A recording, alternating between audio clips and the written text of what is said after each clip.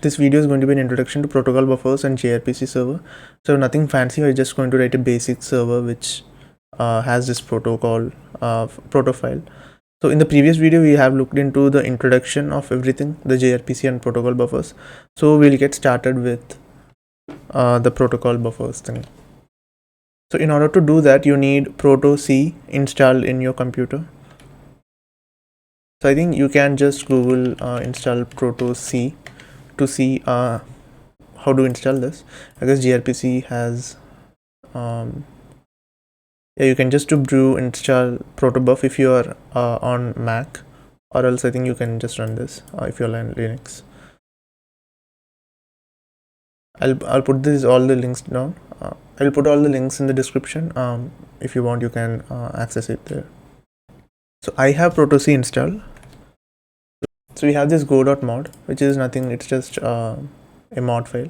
So before even creating the files, we need to install the protobuf Golang module. So I'm giving an example of Golang because it's more popularly used in Golang gRPC, even though other languages are mostly used. It doesn't matter because everything's the same. So we can just do go get sudo.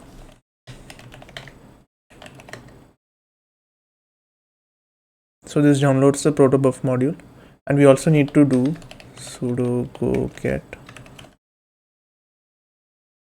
golang.org/grpc and protobuf. I think that's enough. So now let's see. Okay, I think we can get started with the protocol buffers. The first thing we need to create is a file. So in this task, we'll just do hello dot, let's say, the proto. Proto is the definition for the protocol buffer file. So we have this proto extension. We start by saying syntax is equal to proto 3. So this means that whatever we are going to use, we're going to use the third version of proto. And we say package as hello, and we give package a name. So this is used to access the proto messages or whatever we have inside this. And we have the third one, which is option. We have the option to provide a go package, which means we can use this as a go package. Let's say as hello. This is to access this proto files and whatever stubs we are creating. So we can say, let's say /hello_pb, which stands for protobuf, and let's actually move this into that folder, so that whatever we are the auto generating files are there, it also creates it inside that folder. What I mean by auto generating files is that whenever we run the proto C command, we are going to be create new two files. One is for go and one is for go gRPC. So we need to have that to get the definition of what this is going to be, what the proto file is. So basically, if one has a proto file on any computer, they can generate the stubs themselves. So all they need is a proto file. So I'm going to create hello pb and move hello.proto into hello pb, and we can close this and open this. Yeah, now we can this is a go package now, and we can call it inside hello pb.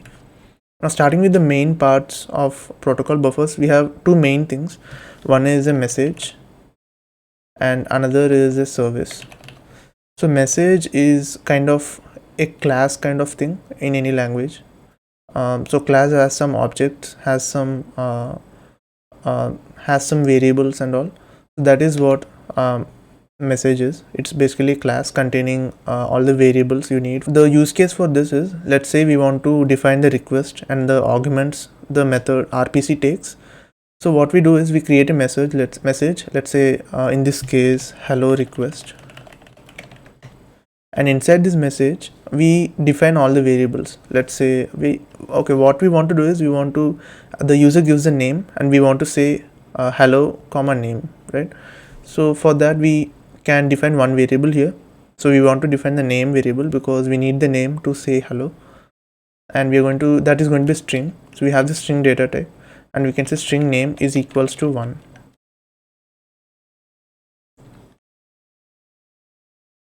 So what is this one? So that's exactly the reason for putting one is why the protocol buffers are really interesting. Protocol buffers can be compared to what JSON is to REST API. Given that case, we are comparing with JSON. This is very lightweight when you compare it with JSON, and it's amazingly fast. That's a positive side of protocol buffers. And if your intent is to get more speed, then it's great if you are going to use protocol buffers. And the reason is JSON needs so much extra data than required, right? But protocol buffers doesn't need that, and it solves the problem of having extra data to represent what the data is going to look like. So what protocol buffer does is when we define the protocol buffers and we send it, what it does is it serializes itself. So it serializes the data. So whatever data we are having, it is converted into binary code.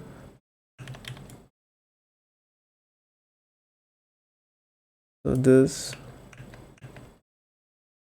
delete. So this is going to be converted into binary. It's basically serializing and deserializing, which is very fast. So it is serialized into binary and then sent from server 1 to server 2, and then we have the binary here. Now it deserializes the data and then converts into whatever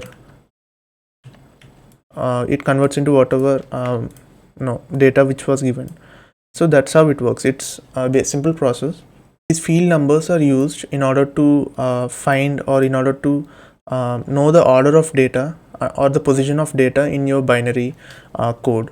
We'll actually see exactly how this is going to work. We have this string name. So the how protocol buffers are going to work is so let's create a file called input here. There's not going to be any extension. I just want to show how this is being serialized and what these field numbers actually mean. So let's create this input, and we have this name field here. So we'll just put that here, name, which is going to be, let's say, YouTube. So this is going to be the type, and this is the field value. So right now it's like assigning the name as YouTube, but we haven't defined yet. So proto C is the command which you're going to use mostly to every time if you want to generate the stubs or anything related to protocol buffers, you're going to use proto C. We're going to use this encode flag, which takes in, so because we are specifying the input and we are sending the name, we need to mention to protocol buffers that we are going to encode hello request here. So that's what you're going to do, because we can't just say name and tell that to encode it. It needs to know which message it is. So the encoding package is hello.hello request, because the package we have given here is hello and message inside it is hello request. So we're going to send that, and we're going to send the file, and we want to output this to, let's say, data, or let's say output.data. So we are not giving any input. We have created the input file. So let's also pipe that, let's say, input. So what we're doing here is, let me just resize this. Basically what we're doing here is we are taking the input from input file, and we are passing it to proto-C command, where it is going to take this as standard input, and then it is going to process this command where we are encoding the given input to the form of hello request message, and then we are taking that from the hello.proto file, which is this file, and we are outputting that data to a file called output.data. So if we run this, it runs, and if we open, you can see that we have this output.data created, and if we open this, we have is a line, empty line, and then we have some weird symbol, and then we have this name called YouTube. So what I actually understand is we have this YouTube at least, which we gave, but there's something weird happening here. So in order to look into what this format is, so the encode actually, as I said, due to serializing, it returns an binary output, right? So let's look into that using the hex dump command. So we can say hex dump -c, and then we can say output.data to actually see what is happening. So this is a binary which is inside this output.data, or this is how the serialized data is sent to other server which we were talking about. So this is the format for every field in the protocol buffer. So for example, we have this string name is equals to 1. So this is one field. For many fields like this, we have, for every field we are defining, we have this format. So the first, each block you see here is 1 byte, and the first byte is a marker byte, and the second is the length of data, and next let's say this is n.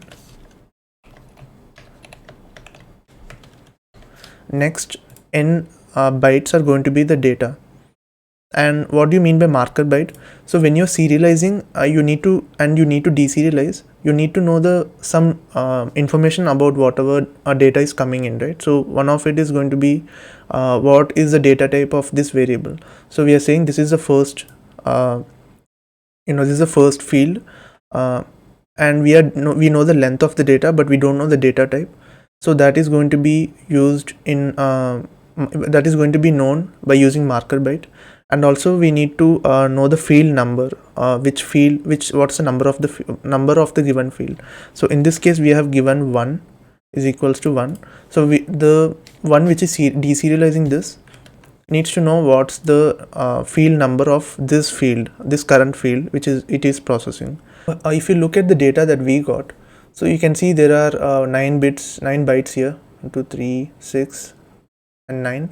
So the first one is a marker byte. The second one is the length of data, so you can see the length of data is 7.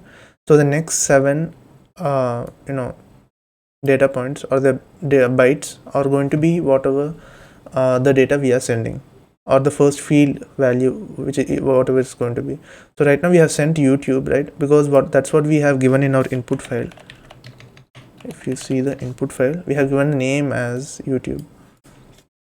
So with YouTube, so these all are hexadecimal numbers. So if we say hex to string, let's say,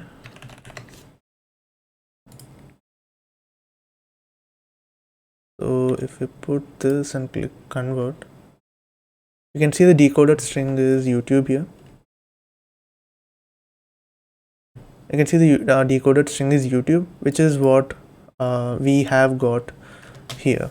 We have like sent in our request, right? So that's how this deserializing and the serializing is done in protobufs, and that's how it works. So that's the reason we even have the is equals to 1 field here. And for response, we can create a similar message. We can say message response, and let's say the string greeting is equals to 1, which means it is going to greet you like hello comma name. Let's say hello YouTube in this case. So that's the response from the inside the message response, right? So we have the request and response, but we haven't mentioned or defined our declared but we haven't mentioned or even declared our or even defined our RPCs. So everything has to be done in this proto file. So we have to also say what function is going to take in this request and give this response. So this is actually hello response. So for that we can use this keyword service, and the service name, in this case let's say hello service, and this is going to take all the methods. This is going to take all the definitions of the method. This is going to take all the declarations of the method. So let's say we are going to define one RPC. So we have to say the keyword RPC, and then we have to say give it a name. So let's say hello, and this takes in one let's say argument, which is hello request, and it returns hello response and semicolon here. So that's it. That's what this is going to do. That's what the function we have declared it here. So what this basically does is we have one service, and we have inside that we have one method which says there is a function called say hello, and it's going to take this as request and give this as a response. So that's what this is actually saying, right? So we have defined this, so we have to compile this. So in order to compile, we have to run the proto C command. So we have to use the proto C in order to compile the proto file, because we have this, but we don't have anything with respect to Golang here, right? So the Golang needs to use this message request or response. So right now it's in prototype in the sense the file is of type proto. We need .go types, right? So we need to generate that. So we'll use proto C for that. Dash go underscore out is equals to dot dash go underscore opt is paths is equals to source relative. So which means we are saying don't take any absolute path, take whatever the path we are giving from where we are running this command, which is this folder. So whatever paths we are going to give, we have given, or it's going to take from respect to this folder only and not from some root directory or something. So that is for the go out. As we were saying, we need one go file, and we also need one for gRPC as well.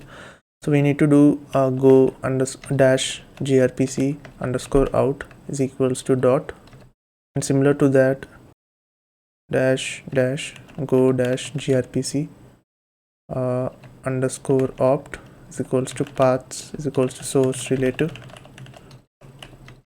and the file which we want to compile, which is hello pb / hello.proto. And if you run this, you can see we have these two files generated inside hello pb. So one is the hello underscore grpc.pb.go, and the other is the hello.pb.go. So if you can see, there is a lot of stuff going on here. There's a lot of you can see everything is in, it's a go file basically. So we can actually import this inside our program, go program. So if you are using Node.js, let's say, then you have to run compile, and you have to use the flags instead of go opt or go grpc opt. You have to use something for JavaScript types. So this basically contains all the things we have defined here, and what all needs to be, it's basically mostly automated stuff. So we have it says we have say hello, and we have this unimplemented struct, and we also have this interface which we have to implement. So you can see this interface which if you are going to implement, it has one function. It takes context and request and use response and error as return parameters, and also it has this must embed unimplemented hello service server.